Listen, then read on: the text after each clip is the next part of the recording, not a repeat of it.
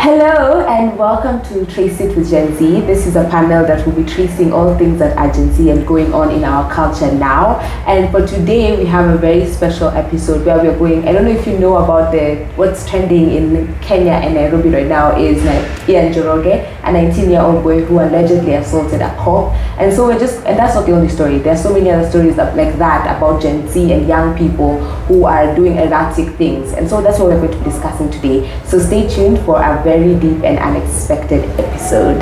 So I'll let everyone introduce themselves before we start. Hello, I'm Jack. Nice to meet you guys again. Hi, I'm Jada, and I'm happy to be here. Hi, I'm Max. Yeah. And as you know, I am Miriam Munyoki. So we're going to dive deep and we're going to just be giving you the basis of the conversation. Who is Ian Njoroge, what he did and why he did it. And there are so many stories flying out there. So we don't have facts. So don't just like take what we say and run with it. But this is just what we know and from our research. So anyone who wants to contribute? Contribute?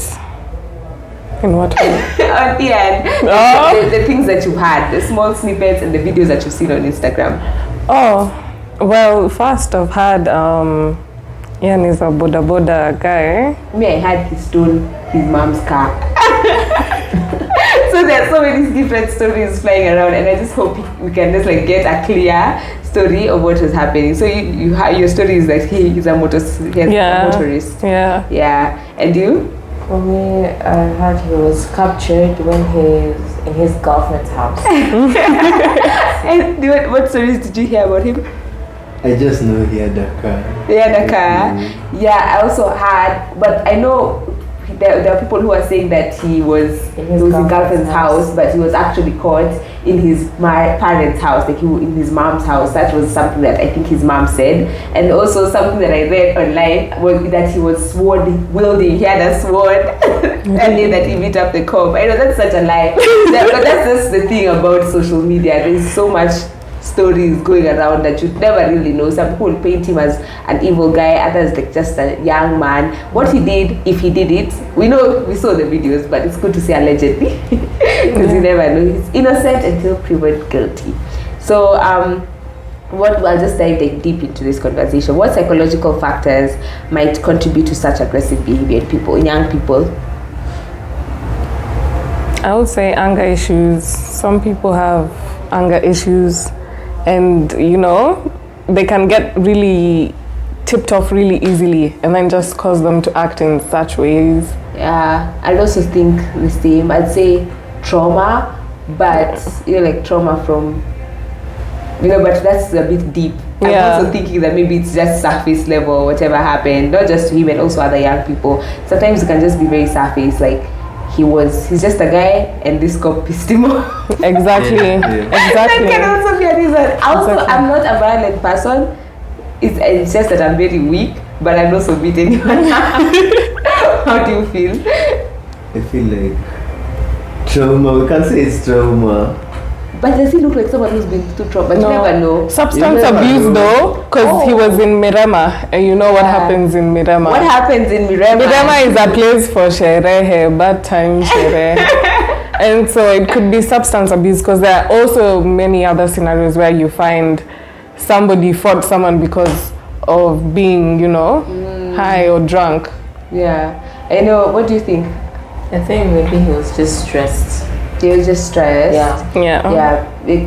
So stress can lead you to beating up. Actually, he rushed to go home, because he felt like he was gonna get caught, and this, traffic officer was wasting his time. Actually, that makes sense. He said that the traffic officer asked for a lot of 10,000. He was really stressed. First of all, he was dealing with a lot. He's gonna get in trouble with his mom. But then this officer refusing to let him go. Actually, money. The officer shouldn't let him go. If he did something wrong, he should be inside. But I get you. Stress. I've been stressed before, and it depends on the type of stress. Like, that type of stress. That type of stress, it builds up adrenaline in some sort of way. Now you're just like, I have no other option but just to fight to get out of this situation. You could say maybe even the officers, the one who kept like hawking. Yeah, obviously there had to be something. There had to be something because he agreed to give him 2K. Or 5K. Or 5K. From the stories that you had. But maybe the officer just kept on poking and this dude just got fed up. But you see, the thing is, even with that 2K or 5K in Kenya, because we are in a very corrupted country, he would have taken it even less. Yeah, even less. So I just think the cop was trying to take advantage of him. But we're not defending Ian, are we? No. Are we defending Ian? No, we're not defending Ian. We're not defending, but we're also not defending the cop.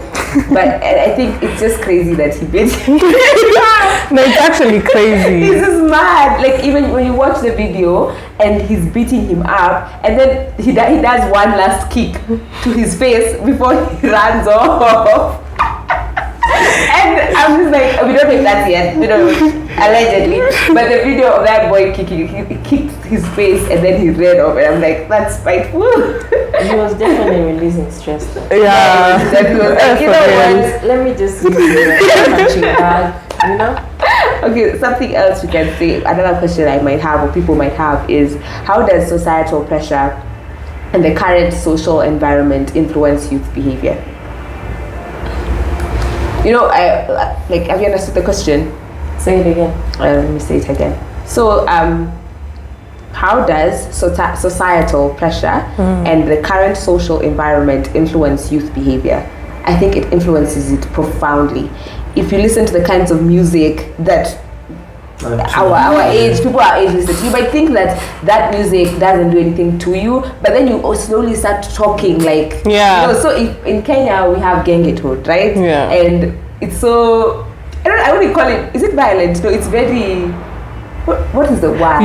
You would say, if we are talking about something like Wakadinali, Brooklyn Boys, yes, that they can make violent music, but that's because they're gangsters. It shows, because there are shows which, you know, deal with crime or, you know, murder stuff, like real life shows, like like, okay, Law and Order. If you watch a lot of Law and Order, I think you can get in here. Or Criminal Minds. Yeah. You know, the things that we have around us do influence us a lot, and especially as young people. And you know, as a 19-year-old, his brain hasn't developed 100%. Yeah. Even mine hasn't developed 100%. Exactly. So I'm just going to take what the world gives me.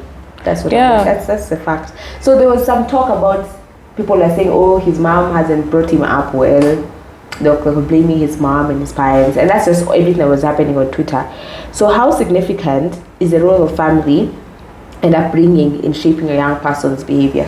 First of all, before we even get into that question, I don't think anybody has the right to say, oh, you did not raise your child in some sort of way. It's not right. It's not right. My actions should not reflect on my father. Exactly, because it's your choice. It's my choice. And he's not like below of age right now, so it's his life. He's making the choices for himself. No one should like, oh, your mom should have brought you up well. Like, please go home with all that. Go home. As your mother raised you right, you talking like that. True, because what do you think? We can't actually judge about that because we don't know how he was actually raised or how the parents are. Yeah. We don't know their personality or what goes in their house. However, even if whatever goes in their house, does that give anyone the right? It doesn't. Exactly. Doesn't give anyone the right. Yeah, I think we answered that question. Where was the guy staying? Like, I don't know. I think it was Kasarani. I don't know if he was arrested in Kasarani. I don't know. There's so many stories out there. It's mad. But in Kasarani, and he was beating up the cop in Mirema along Committee Road. It was Mirema along Committee Road. Yeah. And you know, like, how was he caught? He left and then he they ran tracked away, him. but then they track. You know, they can track you. They tracked him to his house, they like his mother's house. How? Kenya is low-key very good at tracking people. They can track you very easily. You don't remember that story of that Kanye, the guy who killed someone in the US, and then he came all the way here, And then you don't know that story? No. This guy killed someone in the US. He killed a girl or his girlfriend and put her stashed her in the boot of his car or something. And then he came back to Kenya. They found him. He ran away and he ran away from the police station and they still found him. It's just comical. It's never a dull day in Kenya. Never, especially in Nairobi. And so they find you. They can find you. That one it's easier. That one, if you ran away from US and then you came back, that one it's easier to be arrested. But for him, his face was on the internet. It was all over TikTok. Videos, so many. They can find you. Think, but they can track you. That's small. He trended after he was caught. No. He trended the minute someone took the video and posted it. Oh. Yeah. Was it after hours though? Like, did they get him after hours or after a day? I think it was. I don't know. I'm not sure. A day. A day? I think it was hours. You know this, like, let me tell you. He was in the same shirt, unless he doesn't shower or something. No, he was in a hoodie. And the same shirt. Really? The hoodie, I think he was given because they beat him up. But then he was assaulted in national prison in a cell. They beat him up when they caught him in his mother's house. For real, they really, and they were insulting him, and he was assaulted. Like, and then he went to the cell, and he was still assaulted and everything. Yeah. Damn, that guy said revenge. No way you're hitting me. But then he was in hospital. I think it was his conference. He was the revenge. The guy who was beat up went to hospital. Well, beat up really badly. We're not laughing at this. It's crazy. It's a mad situation. Even they wanted to beat him up when he was in the Nini court. Yeah. And then I don't know. I don't know, the guy is the person who is representing the boy. He came and said, lawyer. He came and said, you have already beaten him up. Mm-hmm. You should not do that again. Yeah. And then he moved from his seat and then went and sat somewhere else. No, with him. Imagine he was escorted by 21 police officers. One 19-year-old escorted to the court by 21 police officers. It's not that serious. People older than his age. That's what his lawyer was saying. People older than your age, like 21. And then worse. He's 19. Like, bruh, it's mad. It's mad. Okay, next question. I think we've already spoken about this, but I'll just ask. Are there cultural factors specific to Nairobi or other regions that contribute to this trend? Yeah, there are cultural There are so many cultures that contribute to this, especially in Nairobi. There's a culture of bribing cops. Like, if you're caught running a red light, you just know you give this guy like 1,000 and then they let you go. So that was the trend, and now there's another trend of beating cops up. There's so many now after Ian's story. If you go check Twitter, there's so many parodies that are coming up of people pretending to be cops and Ian and beating a cop up. Maybe they're just doing it for clout. It's wrong, but it's so funny. I feel like maybe now this is like a chance for us to get back at the office. There's also a Nairobi culture going on for F the Popo. Yeah. Going now, becoming like the US. I think we need to keep these people in line. Actually, just get so out of line. Too much. They need to know that someone can beat your ass. Real. Do you guys think that not video games, like violent behavior is glorified on digital platforms? Quite. Very. Yeah. Like even women are being told, if someone steals your man, beat him up. Yeah, get your lick back. Get your lick back. Yes, that's the word. Get your lick back. Like, you better go get your lick back, or you better fix that. Yeah. Like, someone can't just disrespect you like that. Exactly. You need to throw some hands. I don't know why, but yes, a lot of violent behavior is glorified. Do you feel like it is? It is. Even as a guy, are you like pressured to beat someone up? That's but I'm not. You know, but that's a trend. But you guys usually learn how to fight, or Would you fight someone? I'm not afraid of violence per se. I've been honestly, if it comes push to shove and bruh, you have reached me to a point, trust me, we are going to fight. For real. But before I get there, it really takes a you? lot. No? Let's say you guys are best friends, right? Let's say someone steals her boyfriend. And now you guys have to go beat her up. We're going to slash tires. Would you go? I would go just to be there to make sure she doesn't get hurt, but I wouldn't get. You wouldn't like get into it? I wouldn't, because I would get beaten up. I also get beaten up. Like, even my friends know that I cannot fight to save it. But they're like, okay, stop. I can hurl insults. I'm good at that. But when it comes to throwing hands, I can't. I can't. The minute you do this, I'll be like, oh. Would you? I think guys do. Okay, they do, but I can't. But like, it depends. You can't even defend your girlfriend. It depends. I can't. That is I can. But let's say my homeboy. The example you have given. Yeah. Okay, I'll do the same. I'll just go to be there. You guys are also like drama. You like to see the drama unfold. Like to see, we just make sure they're okay. Hurt. You know, we gotta make sure that they don't get jumped. Yeah. When you make but you sure would fight. You know. I would try to, but I'll literally faint. I'll end up in the hospital. I won't even be able to even, slap. And bringing that aspect of violence, and you wouldn't fight. They denied Ian bail. Yeah. Because they were like for protecting him. I think it makes sense. It actually, it's not even only about protecting him, also because they thought if Ian would have been released, he would have tampered with the witnesses. You get what I'm trying to say? How? Like, he would have gone out and like told the witnesses, like, say this and this in court, say this and this in court. He doesn't know the witnesses. But that's what they're saying. That's what they're saying on the article. Yeah, they were like for protection and also because they don't want him to go out. Yeah. That doesn't make sense. But I feel like they just kept him in there. It's not because of witnesses, because he doesn't have the money to actually, tell those witnesses, do this and do this. He doesn't even know them. He has not seen them, so he doesn't remember them. I feel like they just did that because he's more safer inside there, because I feel like the other people would actually kill him. Yeah, I feel like the Kenyan police can do. Yeah, he was targeted literally. By who?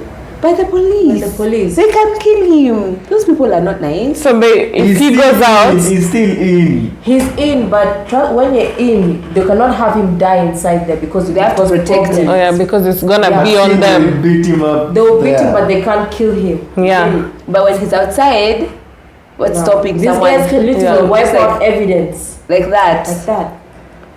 Yeah, because I have the power to do it. So maybe it is safer for him to be staying inside the cell.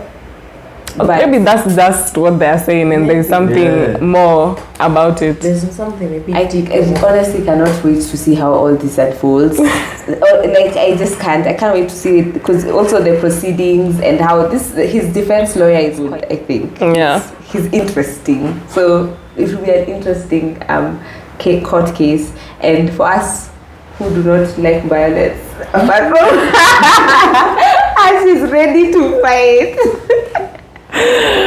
They are glorified. Violent behavior is quite glorified, especially in our society. Do not go get your lick back. Yeah. Stay at home and cry alone. Okay, so how does the education system address or fail to address behavioral issues in students? With our school system, they mostly just focus on education. Education, you get it? If it's not that, something they would just bring up is probably like sex education or like trips. But if I'm talking about like me in primary or like in high school, there's never a day who actually like sat down and talked about, like behavioral issues or even more like trauma, or these things can affect you in this sort of way, because our country is very, very sensitive when it comes to such matters. Yeah, they're very surface level. Yeah. They don't really dig, like, we know how young people ban schools, right? You're just suspended, or you're just expelled. Like, there's not really much that goes on, or any kind of So I kind of get it, because I don't think the education system, is it their job really? Is it also their job? I feel like you as the school system, you should be able to at least even talk about mental state, mental issues, behavioral issues. Yeah, that's something that maybe they should bring into the education system. Have counselors? No, not in Kenya. They don't? They have counselors, yes, but would a student go to a counselor and be like, I want to talk? Which school has a counselor? Mine didn't. Oh, ours did. Which school was that? It was more educational. Oh, nice. Ours didn't have a counselor. But like, you think, would you stand up in the middle of, I'm like, I feel like I'm getting bullied, let me go talk to the counselor. Would you do that? Of course you won't do that. Because at the end of the day, instead of them trying to understand you, they'll be like, oh, who is it? They go... Yeah, trying to understand. You know, you're someone who doesn't want to, you don't want to talk about it yet. You know, you have to be like patient with them. Like, these guys are just straightforward. Who is it? Who did this to you? And that's not going to And they tell you something like, you know, you just need to be positive and just keep... Yeah. I honestly, I don't, even if we have counselors in school, they're not trying to understand. They're trying to fix it. Exactly. Or get some form of information. And it's not cool going to see a counselor. No, for real. First of all, you all have to admit, just like how police officers are bullies on the road, teachers are also bullies. Teachers are the biggest bullies. Big time. Big time. Because I feel like now, as you see as Ian, the guy about it, I feel like he's still fresh out of school. Yeah, he's 19. So you get it, at school there in high school, teachers can be able to take their anger out on you for no reason, and you just have to like swallow it, you know? Teachers can be quite violent. When you go out, your anger just explodes. Hey, quiet. So, first of all, even the teachers here who should be, you know, refusing violence are the people who are bringing violence in the class themselves. They're the ones who are coming to beat you because you failed your math exam. I'm just not good at math. Relax. I like, have teach me. One brain cell. always calling you out in front of the whole Exactly. class. Yeah. I'm like, to trace this behavior, I'm not good at way back. You just try and come and be like, let's talk. Do you have an issue with this subject? You want extra lessons? Yeah. I can help you. Don't come and call me out like in the whole class. Like, or punish me. You're so stupid. You got a 2 out of 50 in math. Like, bruh, I only have 2 brain cells and math all is you not do is cause trouble. Exactly. That's why we are so violent, because we just learnt it in primary. Class, the whole term. The whole term.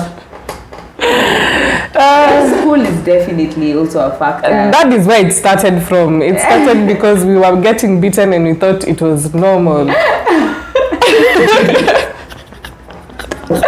don't have to get disciplined.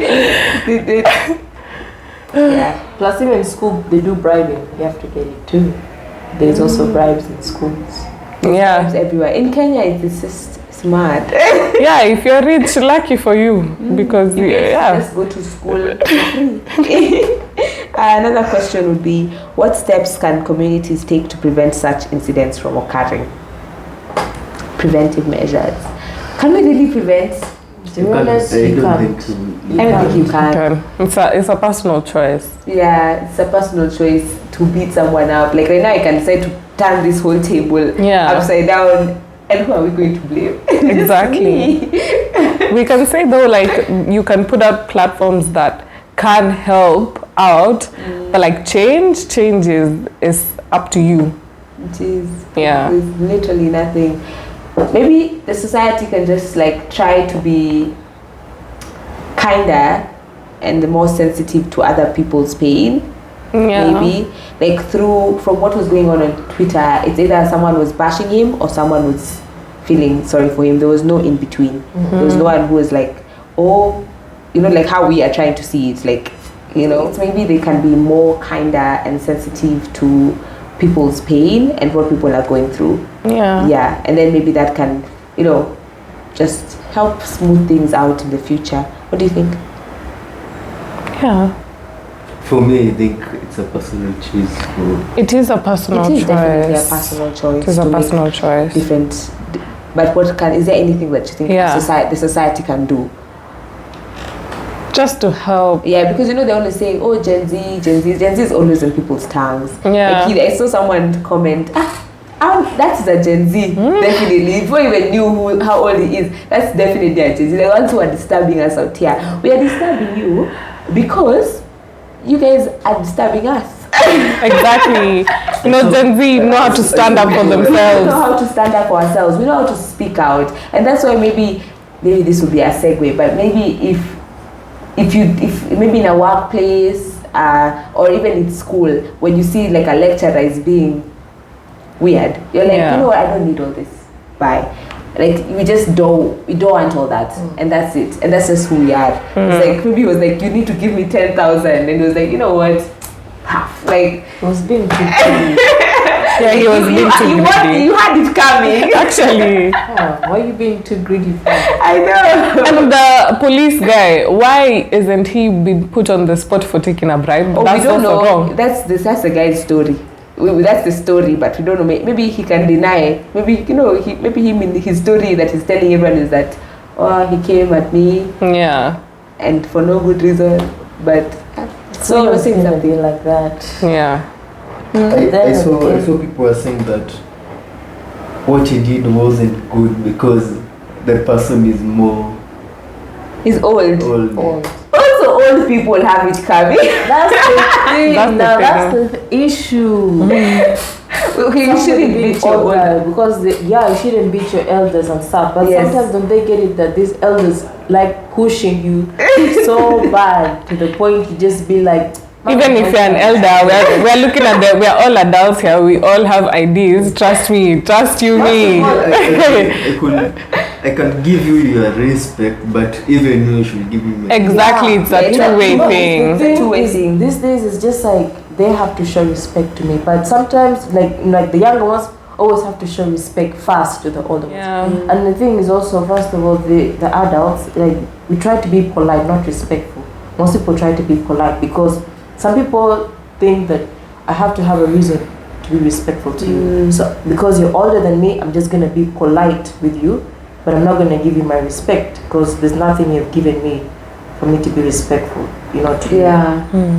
And now the way they act, now I'll be like, I don't want to respect you. There's no need for me to have respect for you. Yeah, definitely. I mean, I know even if people are old, sometimes you can push some few buttons and it's never about age, it's never about age because you could have a big age and you're acting like you're 19. You're acting like Ian. Yes. Yes, exactly. Yeah, your behaviors are clearly saying something different. But now I think because of this issue, all the young generation is just going to be targeted on the road. If they see you're a young person and you're driving, they'll definitely target you. They'll be like, oh, you're the ones who are beating cops out here. Like, they'll be like, that's what I hate about the older generation. Now, if you even try to one-side-minded. Actually, even when you try to put out a point, they're like, you're talking back to me. So now it's a conversation. I'm supposed to talk back. Like you asked me a question, you want me to answer it or no? Yeah. Like, okay? And then when you keep quiet, you're not talking to me. Yeah. And that's just something. And you answer. It's just something. And we're just like we don't want to take the BS anymore. We want peace. That's the whole thing about it. We won't just let you. We want to roll over and keep it inside. Like personally, I'm someone who keeps things a lot inside. Like if you start screaming and hollering or talking weird stuff, I just keep quiet. But I swear to God, you'll never see me again. Oh really? Period. I'm the opposite. Like I'll talk. I'll tell you to your face that you have pissed me off. I don't keep things to myself because I find it hurts me more. So it's better I tell like I'm pissed, and then we see like if you can change, then we can continue being. But if it's not, I'm gonna keep my distance. Honestly, I just leave. Oh, really? I'm just like, let me remove the toxicity. I'll leave. I'll block you everywhere. I don't need it. Like I'll just be like, okay, if I try and I see if you're talking and I see that you're not coming to an understanding. Yeah. My personality is, I'm not gonna take it anymore. I'll just next time you see you'll never hear it from me. But you see, I'm also like that. It depends on the situation and the person you're having the situation with. How about you? Me? Yeah. Just like you. Just take myself out. Take yourself out. Like, it's never that serious for me. I'll try to be fast, like, get you and try to see if you can solve it. Like, I won't come and tell you, but I'll try to give you a bit of hints because I don't want to cause issues later. So, but if it's not going anywhere, I'll just be like, when I just stop talking to you, just know. But like, if you guys had like done something to someone, would you want them to tell you that you did me something wrong? Okay, if we're close. If we're friends. But if we're not friends, especially I'm talking this from a work setting. If it's like that, then I'm like that too. I also remove myself quick. Like, let's say group work or something like that. I'd be like, I can do this whole thing alone. And I explain it to the lecturer. You take it how you want to take it. I don't need all this. I don't need people bringing me down or anything. Because I don't like, I am someone who takes in a lot. And so I'm trying to stop taking in too much. It's like, you're putting on too much on me. So, psych. See you next year. So this is like probably the last question. How can parents, educators, and policymakers work together to foster healthier environments for youth? I feel like as a parent, you should just be able to, talk to your kid and be like, violence is never the answer. Just because you're the parent and you need to start it young, put it in his mind when he's young. Like, violence is never the answer. It's not like putting them in a situation of like, hey, if things get bad, and that's the only choice you have. Yes, you can fight, but only when things like get really, really bad. If it's something that's really unnecessary or just gonna bring you more problems, then don't engage. What do you think? Communication is key. A lot of communication. Everything is about communication. Expound on that. Well, I could say the kids just need to just talk to them, about stuff. About what? What would you like someone to talk to you about? Because when you have siblings, usually starts there. When you have siblings. Definitely. Cousins, it usually just starts there. So I feel like, but some kids, some kids will not. For me, I feel like the parent is the one who's supposed to show the kid, like. So even if the kid does something wrong, don't beat up the kid. There's always a reason. Just be like, why did you do it? Exactly. I want your side of the story. Let me hear you out. Not quickly coming like, did you do this? Why did you do this? Them and all stuff. You're not even giving them. You're asking them questions, but you're not letting them answer. When they try to answer, they get hit. It never even solves the problem. I just feel like it just builds up too much anxiety on the kid, or just brings more problems in the kids mostly. Now the kid will grow up knowing.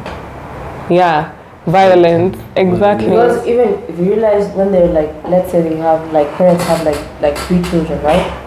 There's the youngest one, the middle child, and the oldest one. So there's always that one child who causes trouble, right? But at the same time, sometimes those children don't cause trouble, but they're always blamed because they're seen as the troublemaker. So they're never given a chance, for them to understand them or to know what happened. The blame quickly just goes on them. Even if they did not do anything, it just goes on them. Hi, this is a Jack, and what I've learned from this topic is that don't be too greedy and just try to take what's given to you. Don't forget to subscribe.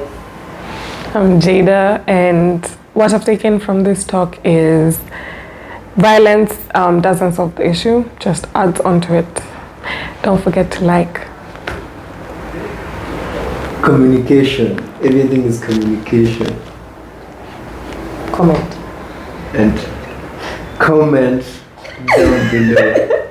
Okay, thank you so much, guys, for joining us on this conversation.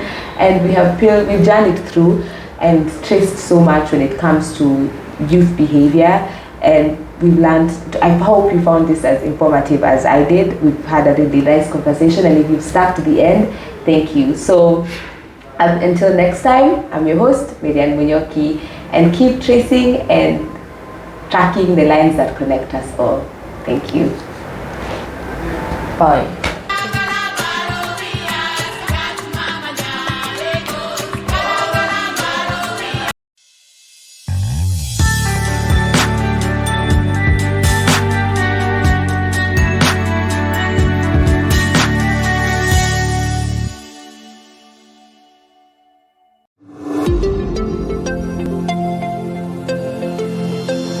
Traceability TV. We trace it, you trust it.